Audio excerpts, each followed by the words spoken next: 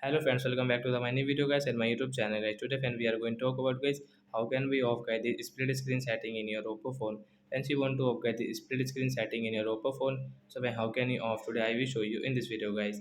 So before starting video friend first of all go and subscribe the channel guys, click the bell icon, like the video. So friends now let's see guys how can we off the split screen. First of all guys open your phone setting guys. After on phone setting guys you can see this type of setting. So when scroll it and friends you can see guys this convenience tool guys, the tool setting guys, tap on this tool setting guys.